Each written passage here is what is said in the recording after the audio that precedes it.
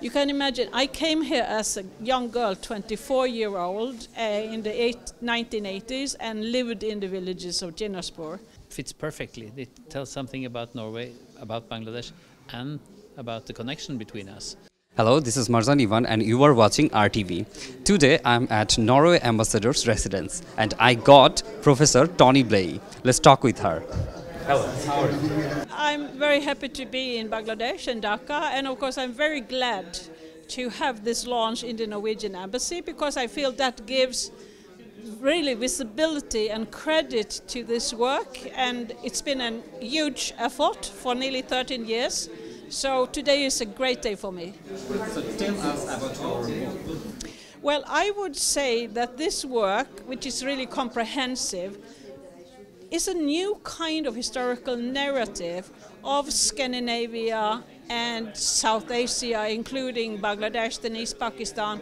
It brings a wealth of new evidence about how the Scandinavians have been here for about 250 years and actually changed the history of Bengal within a colonial regime.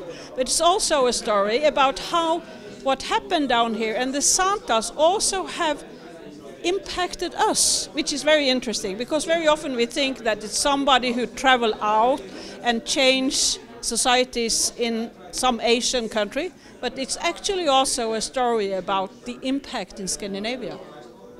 How did you get interested to write in this book?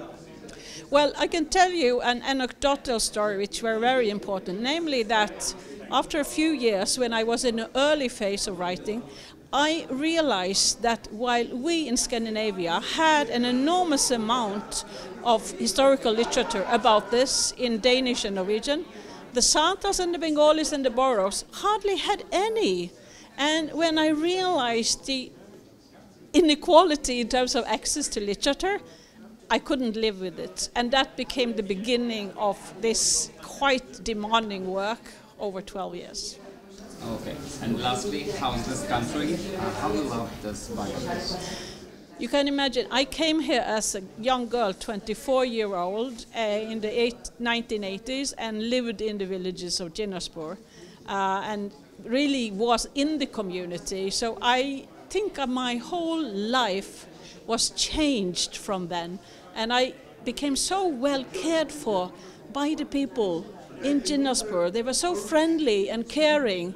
So of course, you know, yeah, I love these people, and I feel very homely here. I think it's so great that we could do this. I'm very grateful to Tone for, of course, writing this book. It's been in the work for decades, and now it's here. It rewrites some of the history, even of Bangladesh, but very much also about Norway. So for me as an ambassador here, of course, it fits perfectly. It tells something about Norway, about Bangladesh, and about the connection between us.